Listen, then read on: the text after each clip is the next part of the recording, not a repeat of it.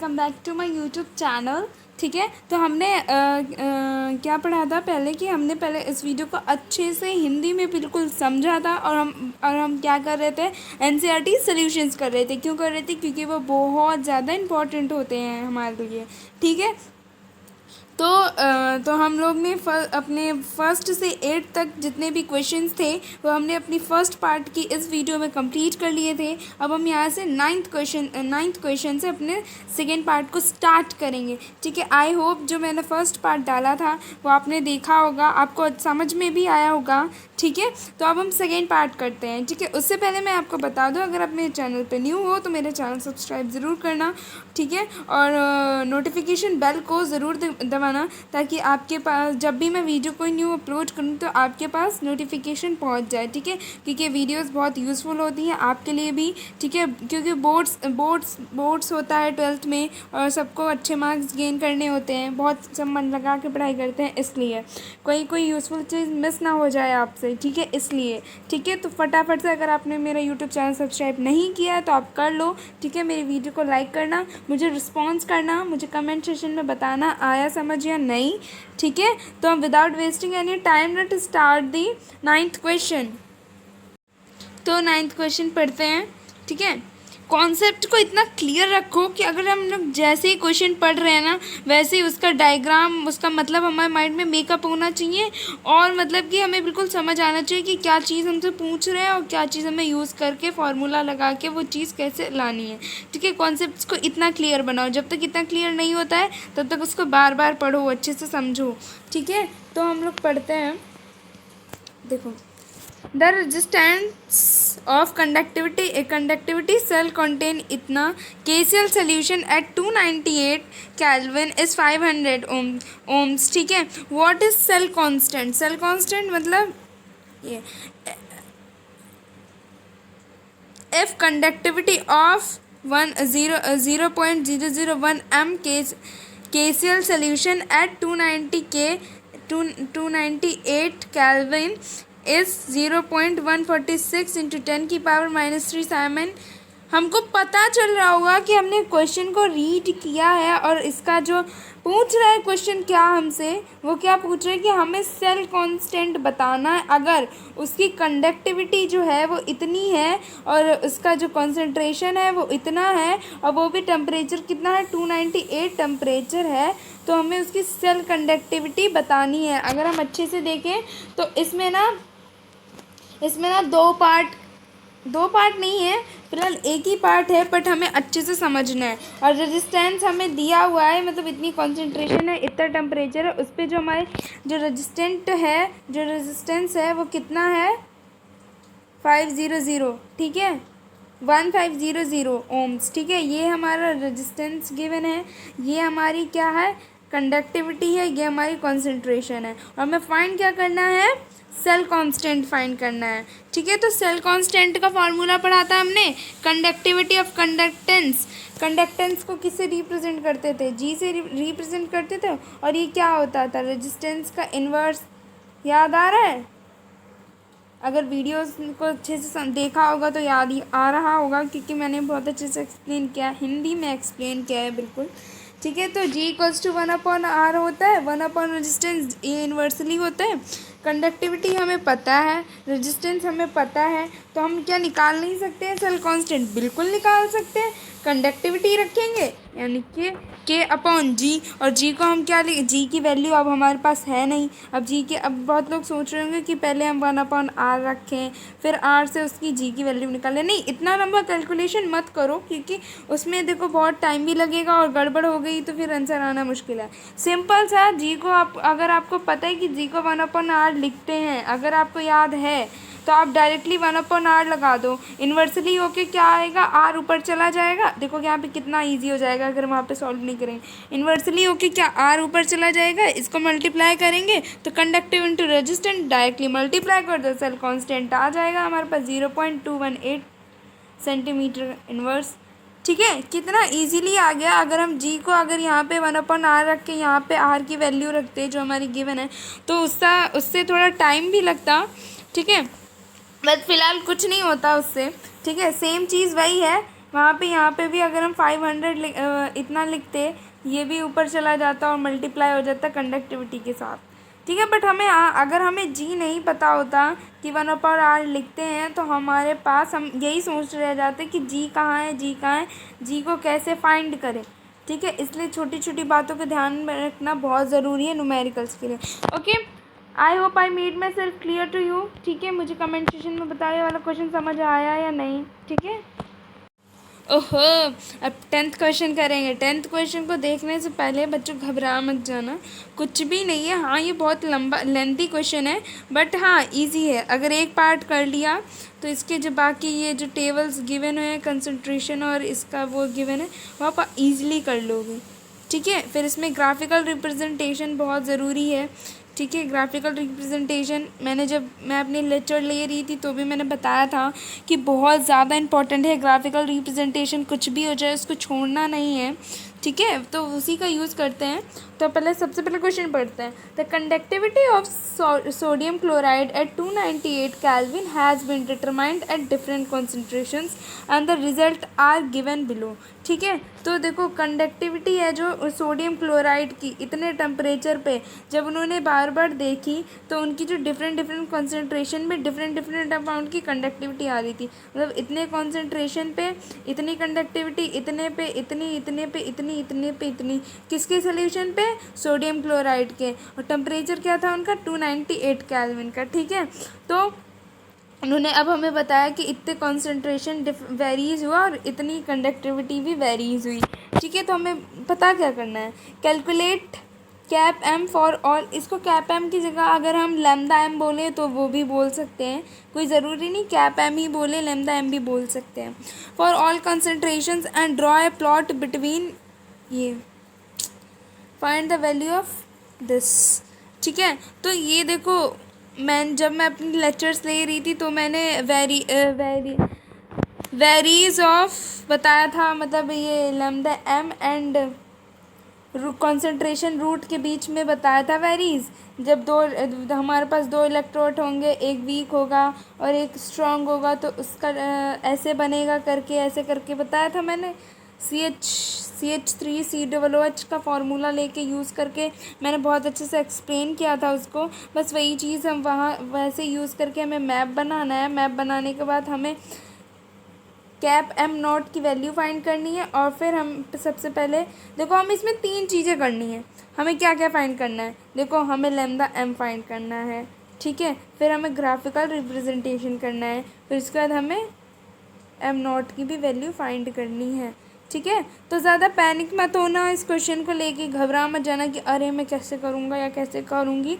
ये बहुत सिंपल है। सबसे पहले हम इन 2 चीज़ों को निकाल लेंगे। इसको नहीं, देखो इसको हम निकाल लेंगे, इसकी कॉन्सेंट्रेशंस को निकाल लेंगे। तो पता है उसके बाद जब हम सारी कॉन्सेंट्रेशन को निकाल लेंगे उसके बाद मैप बनाएंगे। ऐसा नहीं उसके बाद ग्राफ बनाएंगे, सॉरी, ये नहीं करेंगे कि सिर्फ एक का निकाला और एक का ग्राफ बनाने चल दिए, ठीक है। नहीं, ऐसा नहीं करेंगे। ऐसा करेंगे तो हमारे पास इसकी वैल्यू नहीं आएगी, ठीक है। क्योंकि ये क्या होता है, जहाँ पे ज़ीरो कंसंट्रेशन होगा, जहाँ पे ज़ीरो कंसंट्रेशन होगा, ठीक है, जैसे यहाँ पे ज़ीरो कंसंट्रेशन होता है, तो इसके एक्सेस पे कौन सी वो लाइन इसको कट कर रही है वो हमें फाइंड करनी होती है। वो सुना है आपने एक वर्ड, इनफाइनाइट डाइल्यूजन, वो हमें फाइंड करना है, जो मैंने अपनी वीडियो में बहुत अच्छे से समझाया था, ठीक है। तो सबसे पहले विदाउट एनी वेस्टिंग टाइम हम इसका सोल्यूशन देखते हैं। तो देखो, ठीक है, तो जैसे हमने कहा था वैसे उसी के बेसिस पे हम सब वैल्यूज़ को लिख लेंगे। जो जो हमें, देखो कॉन्सेंट्रेशन हमारे पास इतनी है, कॉन्सेंट्रेशन हमारे पास इतनी है। मैं अपने पास से नहीं बता रही हूँ, ये चीज़ याद करनी नहीं है, क्वेश्चन पढ़ो फिर समझो, ठीक है। इसके बाद के हमारे पास इतना है। अब कुछ बच्चे कह रहे होंगे के तो इतना है, कंडक्टिविटी तो इतनी है, बट ये -4 कहाँ से आया? मैं बताती हूँ, रुको। -4 आया है, जब आप क्वेश्चन को ध्यान से देखोगे तो इसमें जो कंडक्टिविटी है वो मीटर्स में दे रखी है, वो मीटर्स में दे रखी है। इसको हमें सेंटीमीटर में चेंज करना है। सेंटीमीटर में चेंज करने के लिए जब हम चेंज करते हैं तो उसके ऊपर -4 आ जाएगा, ठीक है। उसके बाद देखो इसका जो फार्मूला होता है, जैसे हमने 8th क्वेश्चन में लगाया था, लैम्डा एम कैप एम, ठीक है, 1000 इंटू के अपॉन एम। हमें इसकी वैल्यू पता है, इसकी वैल्यू पता है, दोनों को पुट करेंगे, हमारे पहले वाले का जो लैम्डा एम है वो आ जाएगा। आगे हमारे पास उसके बाद अब कॉन्सेंट्रेशन में क्या होगा, हमें कॉन्सेंट्रेशन पता है ना, जितनी भी इसकी कॉन्सेंट्रेशन है उसको रूट में ले लो, ठीक है। तो अगर हम इसको वैसे में चेंज करें 10 की पावर में, तो हमारे पास क्या आएगा, यहाँ से एक ज़ीरो हटाया, क्या आया, 10 की पावर -3 आया, 10 की पावर -3 आया। तो 10 की पावर -3 जो वैल्यू होती है, इसकी वैल्यू क्या होती है, 0.0316, ठीक है। तो रूट ऑफ कॉन्सेंट्रेशन भी हमारे पास आई है 0.0316, ठीक है। तो फर्स्ट वाला हमने सॉल्व कर लिया, ये रहा इसका लैम्डा एम की वैल्यू और इसका कॉन्सेंट्रेशन पार। देखो कितना ईजी है, ठीक है। सेकेंड पार्ट को भी हम ऐसे ही करेंगे। सबसे पहले मीटर जो हमें गिवन है उसको सेंटीमीटर में चेंज करेंगे, उसके बाद ही कंडक्टिविटी की वैल्यू रखेंगे। रखने के बाद 1118.5 आएगा, ठीक है। और जब हम इसके अंदर रूट में रखेंगे इसकी वैल्यू, तो हमारे पास आएगी 0.100, ठीक है। सेकेंड वाला भी कर लिया, ऐसे ही थर्ड वाला भी करना है, ठीक है। बस इसमें क्या होगा कि 10 की वैल्यूज़ जो है कॉन्सेंट्रेशन पावर में वो चेंज हो जाएगी आपकी, ठीक है। जैसे यहाँ पे 2 है तो इसकी जो कॉन्सेंट्रेशन पावर होगी वो जो रूट में लाएंगे, जब हम लिखेंगे तो 10 इंटू 2 की पावर -4, जिसकी होती है, जब इसको रूट से बाहर निकालेंगे तो इसकी वैल्यू होती है 0.141,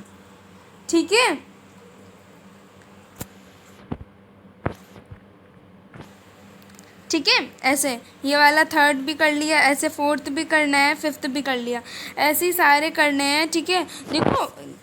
देखो फर्स्ट पार्ट समझ में आया तो आप खुद ट्राई करो बाकी के पार्ट्स, क्योंकि जितनी अच्छी प्रैक्टिस होगी ना उतना ही अच्छा आप न्यूमेरिकल्स को अटेंड कर पाएंगे और एग्ज़ाम में अच्छे से कर पाएंगे। इसलिए प्रैक्टिस ज़रूरी है, ठीक है। अगर किसी से नहीं हो रहा है कोई बात नहीं, आप देख के भी कर लो, ठीक है, ऐसे देख के भी कर लो। बट हाँ देखो मैंने डायरेक्टली लिखा हुआ है सबकी वैल्यू मैंने इसलिए लिख दी कि आप पहले सॉल्व करो, उसके बाद में आप मैच करो, ठीक है। आंसर अगर आपका सही आ रहा है तो मुझे कमेंट सेक्शन में बताओ कि हाँ मेरे से हो गया, मुझे आ रहा है, मेरे आंसर्स भी सही आ रहे हैं।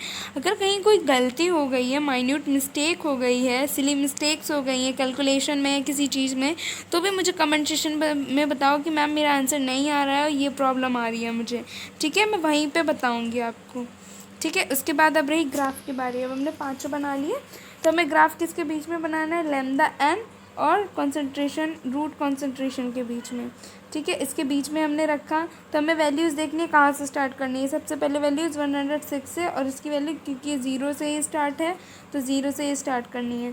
ऐसे ही करके हम प्लॉट कर देंगे इसकी वैल्यूज़, ठीक है। जिससे जो फर्स्ट वाले में जो लैम्डा एम आया है वो यहाँ से लानी है और जो कॉन्सेंट्रेशन है वो यहाँ से देख के लानी है, ठीक है, इस axis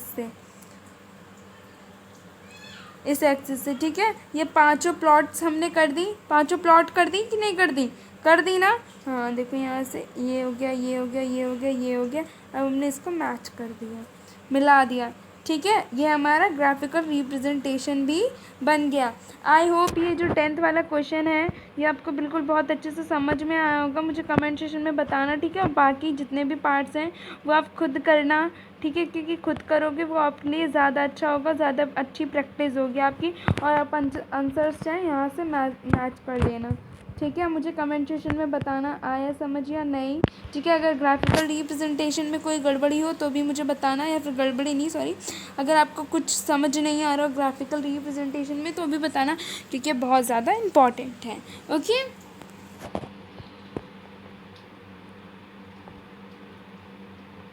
oh God,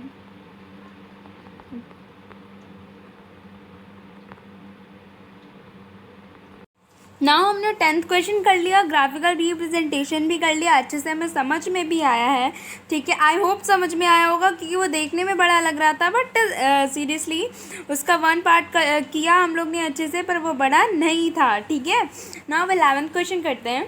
Conductivity of 0.00241 m acetic acid is 7.896 into 10 की power -5 as centimeter inverse. Calculate its molar conductivity if lambda m naught for acetic acid is 0.5. what it is dissociation constant.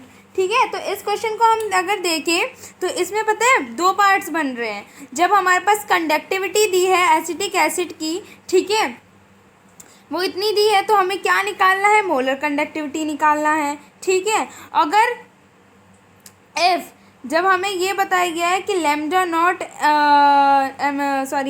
Am not जो acetic acid के लिए इतना है, तो हमें क्या define करना है, क्या फाइंड करना है, डिसोसिएशन कांस्टेंट फाइंड करना है. ठीक है, तो समझ में आया कैसे ये दो पार्ट्स में डिवाइड है. ठीक है, तो पहले तो सारी चीज़ें हमें गिवन है तो मोलर कंडक्टिविटी फाइंड करनी है, और फिर उसके बाद हमें मोलर कंडक्टिविटी दी गई हुई है नॉट में, ठीक है, एसिटिक एसिड की, तो हमें क्या फाइंड करना है, डिसोसिएशन कांस्टेंट फाइंड करना है. चलो, तो विदाउट एनी वेस्टिंग टाइम हम 11th क्वेश्चन करते हैं. देखो, फार्मूला तो हमें पता ही है, उसका सेम फार्मूला लगाएंगे, K × 1000 अपॉन M. ये फार्मूला लगा दिया हमने. कंडक्टिविटी के हमें पता है, एम भी पता है. ठीक है, ये फार्मूला लगाने के बाद जो हमारा लैम्डा एम आएगा वो कितना आएगा, इतना आएगा. Lambda M equals to 32.76. ठीक है, ये हमारा क्या आ जाएगा, लैम्डा एन आ जाएगा. अब सेकेंड पार्ट में क्या पूछ रहे हैं, सेकेंड पार्ट में हमसे ये पूछ रहे हैं कि हमें क्या बतानी है, उसकी डिसोसिएशन कांस्टेंट को हम अल्फ़ा मानेंगे. ठीक है, क्योंकि वो ब्रेक हो रहा है, एसिटिक एसिड क्या हो रहा है, ब्रेक हो रहा है. तो सबसे पहले तो हमें ये निकालना होगा कि पहले हमें अल्फ़ा निकालना होगा. अल्फ़ा निकालना होगा जब वो डिसोसिएट हो रहा होगा. तो डिसोसिएट के लिए जो देखो नॉट में जो एम गिवन है उसकी वैल्यू हमें पता है, और जो हमने एम निकाला है उसकी वैल्यू पता है. उन दोनों को डिवाइजेशन में रख के जब निकालेंगे तो हमारे पास कितना आंसर आएगा, 8.4 × 10⁻⁻12. ठीक है, इतना आंसर आया. ये क्या था हमारे पास, ये आ गया हमारे पास अल्फ़ा. मतलब उसकी जब वो डिसोसिएट हो रहा है तब हमारे पास क्या आया, दो पार्ट्स में हो रहा है, एक सी में हो रहा है, एक अल्फ़ा में हो रहा है. ठीक है, दो पार्ट्स में आ रहा है. सी की वैल्यू हमें पता है, अल्फ़ा हमने निकाल लिया. तो अब हमें कांस्टेंट निकालना है. उसका कांस्टेंट कंडक्टिविटी का ये होता है, बट यहाँ पे डिसोसिएटेड वाला निकालना है तो यहाँ पे ए लगा देंगे. और एसिटिक एसिड के लिए निकालना है, इसलिए यहाँ पे हम ए लगाएंगे. ठीक है, खास बात ये है यहाँ पे ए लगाने की वजह, क्योंकि एसिटिक एसिड में हो रहा है तो हम क्या लगा देंगे, ए लगा देंगे. ठीक है, उसके बाद हम जब इसको ऐसे लिखेंगे C⁴. ठीक है, क्योंकि अगर आप उस रिएक्शन को ध्यान से देखोगे तो वो दो पार्ट में, एक लेफ्ट में एक राइट में, तो दो बार वो चीज़ मिलेगी ना हमें, इसलिए स्क्वायर हो गया. फिर 1 - अल्फ़ा, नीचे की तरफ एक ही चीज़ मिलेगी. ठीक है, सी की वैल्यू हमें पता है, कंडक्टिविटी की वैल्यू हमें पता है, अल्फ़ा की अभी हमने निकाली थी, वो रख देंगे. तो हमारे पास जो एसिटिक एसिड में जो डिसोसिएशन कांस्टेंट है वो क्या आ जाएगा हमारे पास, 1.86 × 10⁵. ठीक है, I hope I made my self clear to all of you. ठीक है, 11th क्वेश्चन समझ में आया या नहीं, मुझे कमेंट सेशन में बताओ जल्दी से. ठीक है, कि हाँ आया या नहीं आया. ठीक है, ये हमने बहुत अच्छे से कर भी लिया है इसको. ठीक है ना, अब हमने क्या किया था, 11th क्वेश्चन किया था, अच्छे से समझा था. ठीक है, उसके दो पार्ट्स में डिवाइड करके किया था. ठीक है, क्योंकि जितना अच्छे से हम उसको कॉन्सेप्ट को अपने माइंड में क्लियर करते जाएंगे ना, उतने ही अच्छे न्यूमेरिकल्स भी लगेंगे. हमें पता है न्यूमेरिकल्स भी बहुत प्यारे लगेंगे अगर सॉल्व हुए तो. अगर नहीं हुए तो कहेंगे यार कहाँ से आ गया. ठीक है, तो चलो 12th क्वेश्चन करते हैं हम. ठीक है, उसके बाद में बातें करेंगे, बातें करने के लिए बहुत टाइम है. ठीक है, तो how much charges required for the following reductions. ठीक है, तो हमें इसमें चार्ज बताना है. क्या बताना है, चार्ज. हमें चार्ज बताना है कि ये जो रिएक्शंस दी हुई हैं इनको ब्रेक करने के लिए, इनको ऑक्सीडाइज नहीं रिड्यूस्ड करने के लिए हमें कितना चार्ज ज़रूरत है वो हमें बताना है. वो उनको बस निकाल देना है. ठीक है, तो देखो पहले ये 1 मोल ऑफ Al3 एक second, 1 mole of Al3 positive two, इसका क्या हो रहा है, इसमें रिडक्शन हो रहा है. ठीक है, इसका क्या हो रहा है, इसमें रिडक्शन हो रहा है. देखो 3 यहाँ से हट रहा है, 2 यहाँ से हट रहा है, 4 यहाँ से हट रहा है, यहाँ पे 4 हट के यहाँ पे 2 आया.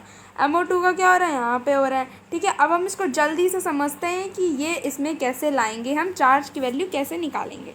ठीक है, तो मैंने देखो आपके सुटेबल, आप मतलब अच्छे से समझ जाओ, इतना इसके लिए लैंग्वेज लिखा है मैंने, बट ठीक है। तो देखो पहले तो फर्स्ट वाले को सॉल्व करते हैं। अगर फर्स्ट वाला समझ में आ रहा है तो बाकी के पार्ट सब खुद कर सकते हो। ठीक है, अगर तब भी कोई प्रॉब्लम आ रही है तो आप मेरे पार्ट ये जो मैंने किया है ना वो भी आप देख सकते हो। ठीक है, तो फर्स्ट वाला हम समझते हैं। द इलेक्ट्रोड रिएक्शन इज, हमारे पास ये रिएक्शन है, इसको मैं थोड़ा कम कर लेती हूँ। ठीक है, हमारे पास ये रिएक्शन गिवन है, Al3 positive charge plus 3 electron, इसको किस में कन्वर्ट कर रहा है, एल्यूमिनियम में।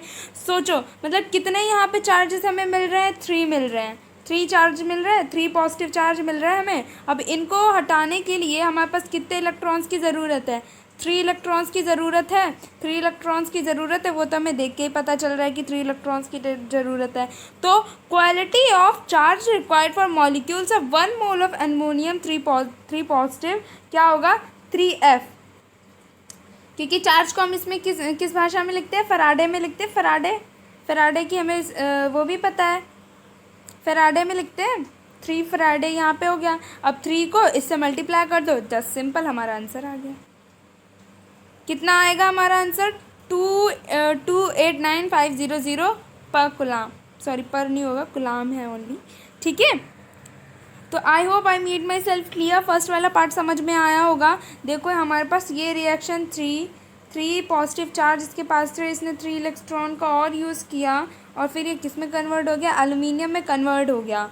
ठीक है, कन्वर्ट हो गया। अब देखो हमारे पास चार्ज कितना है, टोटल चार्ज हमारे पास, देखो इसको देख के पता लगा सकते हैं कि हमारे पास 3 चार्ज है। और कोई चार्ज दिख रहा है यहाँ पे, नहीं दिख रहा है। तो हमारे पास 3 चार्ज था, 3 पॉजिटिव चार्ज था, टोटल चार्ज हमारे पास 3 पॉजिटिव चार्ज था। अब इसको न्यूट्रलाइज करने के लिए हमारे पास कितने इलेक्ट्रॉन की ज़रूरत है, 3 इलेक्ट्रॉन की ज़रूरत है ना। बस जो 3 इलेक्ट्रॉन हमारे न्यूट्रलाइज करने में काम आएंगे वही हमारे चार्ज हो गया, और हम इसको मल्टीप्लाई कर देंगे 96500 से, हमारे पास आंसर आ जाएगा। ठीक है, आई होप फर्स्ट वाला आ गया होगा समझ। सेकेंड वाला, the electrode reaction is Cu2। देखो यहाँ पे क्या है, Cu2 positive plus 2 electrons using that is converted into Cu। ठीक है, तो यहाँ पे टोटल चार्ज जैसे उसमें 3 था, यहाँ पे टोटल चार्ज कितना दिख रहा है, 2 दिख रहा है। 2 चार्ज हमारे पास है, मतलब 2 जो है वो टोटल चार्ज है हमारे पास प्रेजेंट में इस पूरी रिएक्शन में। और इसको न्यूट्रलाइज करने के लिए कितने इलेक्ट्रॉन चाहिए, 2 इलेक्ट्रॉन चाहिए। तो हमारे पास चार्ज भी कितना आ जाएगा, 2 आ जाएगा।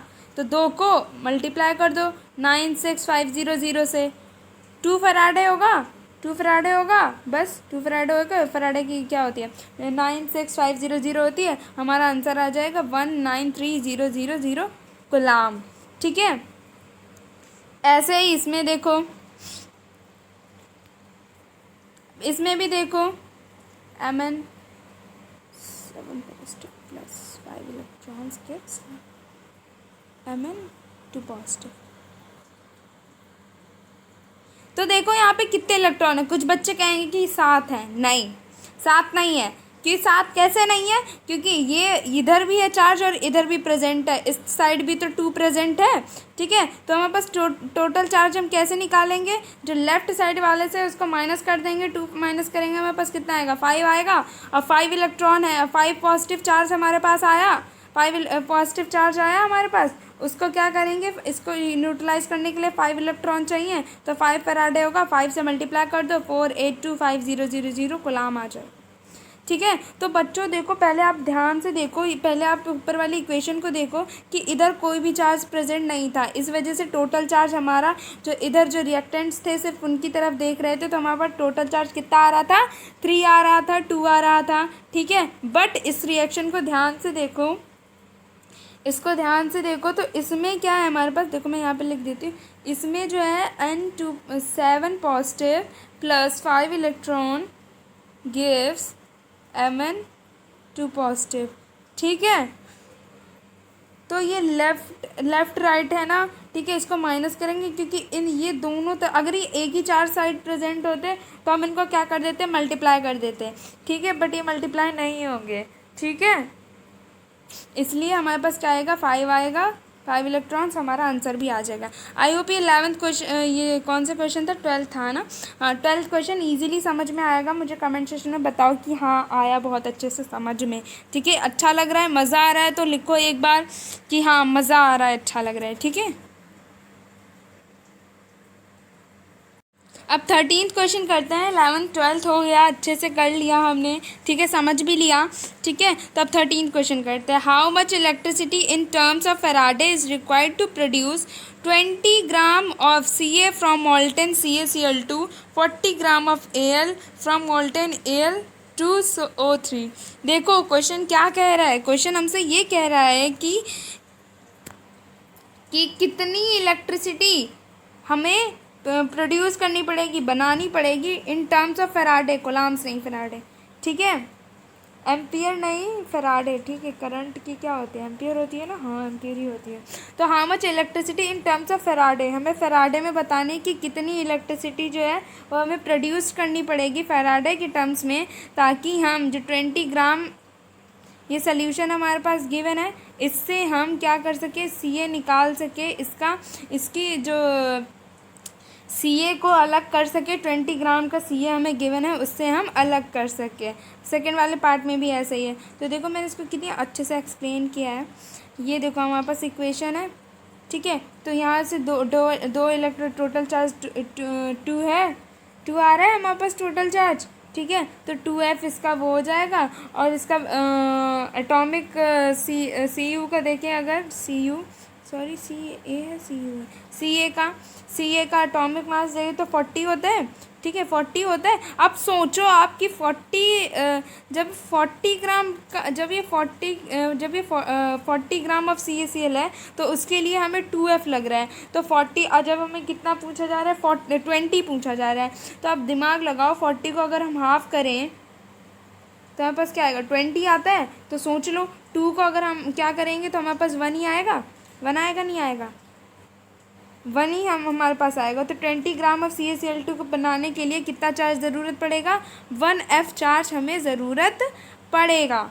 ठीक है, ये तो फर्स्ट वाले का हो गया। सेकेंड, बट ये आंसर नहीं है, आंसर नहीं है बच्चों, आंसर मत समझना इसको। ठीक है, अभी तो हमने चार्ज बताया ना कि इतना चार्ज इससे ज़रूरी पड़ेगा, अभी हम इलेक्ट्रिसिटी दोनों की बताएंगे। ठीक है, तो इससे हमें 1F मिलेगा। ठीक है, अब दूसरे वाले में देखते हैं। अभी देखो यहाँ पे टोटल चार्ज कितना दिख रहा है आपको, 2, मुझे तो इतना दिख रहा है, 6 दिख रहा है, 6 दिख रहा है।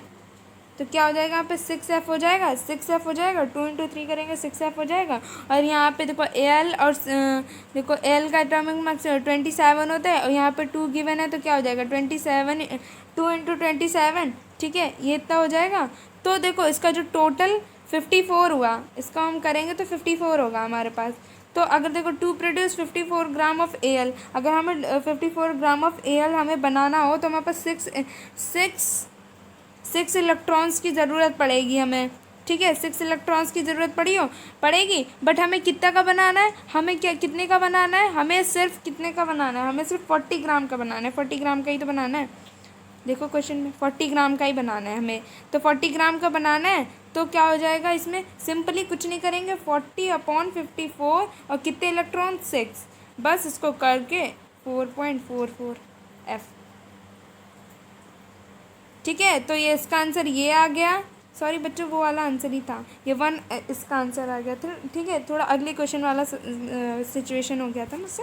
ठीक है, तो इसमें एटॉमिक मास याद रखने की थोड़ी बहुत ज़रूरत है। देखो मैं एक बार फिर से बता देती हूँ। Ca2 पॉजिटिव था। ठीक है, ये इधर गया तो Ca बना, इसके लिए कितने इलेक्ट्रॉन्स, टोटल चार्ज कितना हुआ इसके ऊपर, 2F हुआ। ठीक है, और ये कितना ग्राम का था, 40 ग्राम का था। ठीक है, तो 40 ग्राम बनाने के लिए इसको कितने इलेक्ट्रॉन की ज़रूरत पड़ी, 2 इलेक्ट्रॉन्स की। ठीक है, तो 40 को अगर हम हाफ़ करें तो 20 होता है। तो सोच लो अगर 2F 40 में बनता है तो 1F में कितना, 20 तो बन ही जाएगा। तो इसका क्या आंसर आएगा, 1F आ जाएगा। ठीक है, अब सेकेंड वाली इक्वेशन की बात करें तो हम देखो यहाँ पे टोटल चार्ज 6 है, 3 × 2 होता है 6 होता है, 6 इलेक्ट्रॉन्स हैं। ठीक है, अगर हम इसके एटॉमिक मास की बात करें तो होता है 27 होता है एल्यूमिनियम का, बट 2 यहाँ पे लगा है तो 2 से मल्टीप्लाई करेंगे तो हमारे पास 54 आएगा। पूरा 54 बनाने के लिए हमें 6 इलेक्ट्रॉन्स की ज़रूरत पड़ेगी, 6 F की ज़रूरत पड़ेगी। जैसे इसमें पूरा 40 ग्राम का बनाने के लिए 2F की पड़ी थी, इसमें पूरा बनाने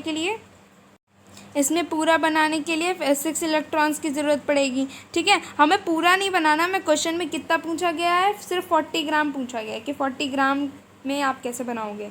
ठीक है, तो 40 ग्राम को क्या करेंगे, अपॉन 54 कर देंगे और ठीक है इंटू 6 कर देंगे। हमारी जितनी कैलकुलेशन है वो हम कर देंगे, हमारा आंसर आ जाए। ठीक है, 13th क्वेश्चन भी आई होप समझ में आ गया होगा बिल्कुल। ठीक है, मुझे कमेंट सेक्शन में बताना। नाउ हम 14th क्वेश्चन करेंगे। I hope 13th question easily आया होगा क्योंकि मैंने बहुत डीपली जाके समझाया है। तो प्लीज़ मुझे रिस्पॉन्स करके, मुझे सपोर्ट करके मुझे बताओ बच्चा कि समझ आया या नहीं। ठीक है, मेरी मेहनत वेस्ट तो नहीं हो रही ना कहीं।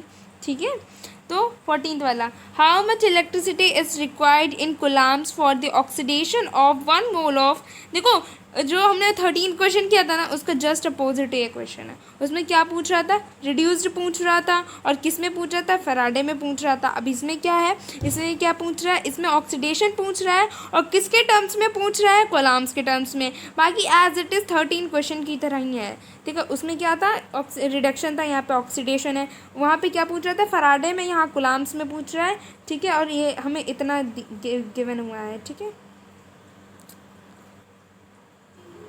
थोड़ी बहुत हो जाता है। ठीक है, इसमें बहुत गड़बड़ कर रहा है, पता नहीं क्या हो गया इसको। ठीक है, ये तो कर चुके हैं, सॉरी भूल जाते हैं।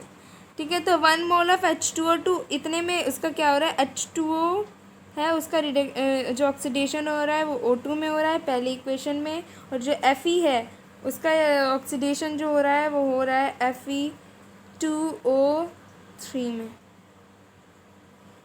ठीक है, अब हमें बताना है, देखो the electrode reaction for 1 mole of H2S। क्या कुछ समझे, नहीं समझे, मैं बताती हूँ। देखो द इलेक्ट्रोड रिएक्शन फॉर 1 मोल में जो इसकी रिएक्शन हो रही है H2O की इलेक्ट्रोड वाली, उसका देखें तो ठीक है, ठीक है, उसका देखें तो क्या हो रहा है यहाँ पे, H2O जो वो ब्रेक हो रहा है H2 और हाफ O2 में। ठीक है, किस में हो रहा है, H2 और हाफ O2 में। ठीक है, और O2 जो है वो ब्रेक हो रहा है हाफ O2 में, और प्लस 2 इलेक्ट्रॉन उसके साथ, 2 इलेक्ट्रॉन को क्या कर रहा है, रिलीज़ कर रहा है। तो क्वालिटी ऑफ इलेक्ट्रॉन्स के यहाँ पे देखो 2 इलेक्ट्रॉन रिलीज, यहाँ पे टोटल चार्ज जो है वो 2 दिख रहा है आपको, टोटल चार्ज 2 दिख रहा है, बस 2 से मल्टीप्लाई किया, हमारा आंसर आ गया पहले वाले का। ठीक है, सेकेंड वाले में क्या था, electrode reaction for 1 mole of FeO3। देखो इसमें देखो FeO का बता रहे हैं हम। देखो FeO3 में देखो इतना क्या हो रहा है, इसका रिडक्शन हो रहा है, इतना रिडक्शन हो रहा है इसका। देखो ध्यान से देखो, इसका पता चलेगा भी। देखो FeO plus half of O2 हो रहा है, क्योंकि यहाँ पे इसका रिडक्शन हुआ, रिडक्शन बन के क्या हो गया, हाफ Fe2O3। ठीक है, ये हो गया इसका, और फिर क्या बन गया यहाँ पे Fe3। देखो मेनली क्या बात हो रही है ना यहाँ पे, ये छोड़ दो, ये रिएक्शन को आप कट आउट करो। ठीक है, ये रिएक्शन अब मुझे पता है समझने में प्रॉब्लम हो रही होगी, ये रिएक्शन को कट आउट कर दो, मारो सीधे कट आउट मारो। ठीक है, पहले क्वेश्चन पढ़ो, H2O किस में रिड्यूस्ड हो रहा है, O2 में। टोटल चार्ज कितना दिख रहा है, तो बता सकते हैं टोटल चार्ज कितना, 2 दिख रहा है, नहीं दिख रहा है, किसी को 2 दिख रहा है, नहीं दिख रहा है। आई होप 2 दिख रहा हो तो बहुत अच्छी बात है, अगर नहीं दिख रहा है, नहीं समझ में आया तो भाई प्लीज़ पहले चैप्टर को समझो आप लोग। ठीक है, उसके देखो O2 का रिडक्शन हो रहा है, तो ये O2 जिसमें कन्वर्ट हो गया, तो यहाँ पे 2 इलेक्ट्रॉन रिलीज़ कर दिए, तो यहाँ पर 2 जो रिलीजमेंट हुआ है जिस इलेक्ट्रॉन का, उसको न्यूट्रलाइज करने के लिए 2 इलेक्ट्रॉन और आएंगे, तो हमारे पास क्या बनेगा, 2F बना। ठीक है, अब इसको कूलम्स में चेंज कर देंगे, तो 2 इंटू क्या कर देंगे, 96500, तो क्या आ जाएगा हमारे कूलम्स में एनर्जी आ जाएगी। ठीक है, और यहाँ पे देखो Fe था, देखो एक क्वेश्चन को दोबारा देखो, ओ गॉड यहाँ पे क्लीन अप नहीं किया मैंने, ओके नहीं, Fe था, FeO था, किस में कन्वर्ट हुआ, Fe2O3। ठीक है, तो रिडक्शन किसका हो रहा है, और सॉरी ऑक्सीडेशन किसका हो रहा है, इसका। ठीक है, इसका हो रहा है, तो यहाँ पे देखो यहाँ पे देखो Fe जो 3 पॉजिटिव है वो इसमें कन्वर्ट होगा, तो यहाँ पे 2 नेगेटिव आ जाएगा, बच्चा एक इलेक्ट्रॉन वो रिलीज़ होगा, जो रिलीजमेंट होगा वही हमारा 1F आ जाएगा। और हमारे पास आंसर क्या आ जाएगा 96500 कूलम्ब, क्योंकि हमें कूलम्ब में आंसर देना था, फैराडे में नहीं, इसलिए हमने इसको मल्टीप्लाई किया। ठीक है, आई होप ये 14th क्वेश्चन भी समझ में आया होगा। मुझे कमेंट सेशन में बताना अगर कोई गड़बड़ी कह रही हूँ मैं, अगर कोई डाउट फील हो तो मुझे बताना, ठीक है। नाउ अब हमारी बारी है 15 करने की। ठीक है, अपना जोश कम मत होने दो, बिल्कुल एनर्जिक रहो, बिल्कुल एनर्जेटिक रहो, क्योंकि अगर एनर्जी लो हो गई ना तो भाई पढ़ाई फिर लो हो जाएगी। ठीक है, तो 15 क्वेश्चन पढ़ते हैं सबसे पहले। ठीक है, तो ये 15 क्वेश्चन ये रहा हमारी स्क्रीन के सामने। ठीक है, तो ए सोल्यूशन ऑफ NiNO, ओ भाई थोड़ा सा सही कर दो। ठीक है, इतना है हमारे पास solution. Is electrolysed between platinum electrode using a current of 5 ampere. कितने का करंट है 5 एम्पियर। टाइम कितना है 20 minutes. What mass of Ni is deposit at the cathode. ठीक है, इसको देखो, ये हमारे पास कोई सोल्यूशन है। ठीक है, ये हमारे पास सोल्यूशन गिवन है, ये हमारे पास सोल्यूशन है। ठीक है, इसको प्लेटिनम इलेक्ट्रोड में रखा गया और उसमें क्या किया, इसमें करंट फ्लो कराया गया। अब जाहिर सी बात है करंट फ्लो कराया होगा तो इसमें 2 पार्ट हो गए होंगे, एक कैथोड और एनोड। ठीक है, तो कैथोड पे ये जो Ni है वो कैथोड वाले पार्ट पे कितना डिपॉजिट हुआ है, कितना मास उसका डिपॉजिट हुआ है, वो हमें फाइंड करना है। ये क्वेश्चन मुझे पता है थोड़ा सा हटके लग रहा होगा, बट हटके नहीं है। देखो, चार्ज की हमें पता है, क्यू हमें पता है, क्यू को हम कैसे लिखते हैं I/T लिखते थे। हमें ये दोनों की वैल्यू पता है नहीं पता है, पता है ना। और कॉस पता है यार, I current, T temperature time, वो हमें पता है 20 × 60, सॉरी 20 कह रही हूँ, 5 × 6। ठीक है, तो quantity of electric charge past क्या होगा 5, हमने आई रखा। ये देखो, ये वाला फार्मूला हमने किस में सीखा था, जब हम फैराडे का फर्स्ट लॉ पढ़ रहे थे तब हमने सीखा था। अगर कोई लग रहा हो कि नई चीज़ है तो बेटा नई चीज़ नहीं है, ये हम पढ़ चुके हैं अपने चैप्टर में। ठीक है, तो वहाँ पे क्वेश्चन में 2 मिनट गिवन था, 2 मिनट को नहीं हम रखेंगे, उसको हम क्या कर लेंगे, उसको सेकेंड्स में चेंज कर लेंगे, तो 20 × 60 सेकेंड्स हो जाएगा और हमारे पास ये पूरा आंसर निकल के आएगा। चार्ज कितना आ जाएगा 6000। ठीक है, 6000 कूलम्ब, 6000 कूलम्ब हमारे पास चार्ज आ जाएगा। और यहाँ पे Ni का क्या हो रहा है, Ni का रिडक्शन हो रहा है, ऑक्सीडेशन हो रहा है। यहाँ पे Ni का ऑक्सीडेशन हो रहा है, Ni का क्या हो रहा है बच्चों, क्या हो रहा है, ये हुआ। ठीक है, ब्रेक कर गए। कैथोड पे क्या होता है, हमने सीखा था ना AbCor। तो कैथोड पे क्या होता है, कैथोड राइट साइड पे होता है, तो उस पर क्या होता है रिडक्शन होता है। तो इसका क्या हो रहा है, इसका क्या हो रहा है, इसका रिडक्शन हो रहा है। इसका क्या हो रहा है, इसका रिडक्शन हो रहा है, इसका इस चीज़ का रिडक्शन हो रहा है। तो यहाँ पे रिडक्शन, टोटल चार्ज कितना दिख रहा है 2 दिख रहा है, टोटल चार्ज 2 है। भाई जब हमने टोटल चार्ज निकाल लिया तो उसके लिए कोई नई बात है कुछ करना, कुछ नहीं करना। टोटल चार्ज फैराडे में है, इसको कॉलम्स में चेंज करेंगे, 2 × 96500 कॉलम लगाएंगे। तो इतना चार्ज जो था वो डिपॉजिट हुआ है कहाँ, कैथोड पे डिपॉजिट हुआ है। ठीक है, तो अब ये बात थी इतने चार्ज की। अब हम इसमें कितने पूछ रहे 1 मोल ऑफ। ठीक है, 1 मोल निकालने के लिए क्या करेंगे, 1 मोल ऑफ Ni हमें गिवन होगा शायद, वेर इज़ गिवन नहीं है तो 1 मोल मतलब इसका एटॉमिक मास बच्चों में भूल गई थी थोड़ा सा। ठीक है, कोई बात नहीं, मैं भूल गई तो आपको तो पता होना चाहिए। ठीक है, तो इसका एटॉमिक मार्क्स, ठीक है 1 मोल मतलब इसका एक एटॉमिक मार्क्स। ठीक है, तो ये हमारे पास कितना चार्ज था जो यहाँ पे डिपॉजिट था। ठीक है, और हमारे पास वो भी पता चल गया कि कूलम्ब्स में कितना था। ठीक है, तो हम इसको ऐसे करके रखेंगे तो हमारे पास आंसर निकल आएगा 1.825 ग्राम। ठीक है, जो हमें फाइंड करना था, मास फाइंड करना था, मास हमने फाइंड कर लिया।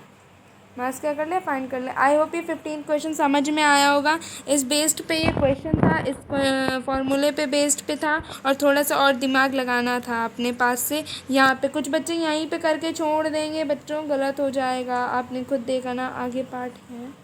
ठीक है, मास बताना है हमें, चार्ज नहीं बताना कितना डिपॉजिट हुआ है वहाँ पे। ठीक है, तो आई होप ये 15th क्वेश्चन समझ में आया होगा।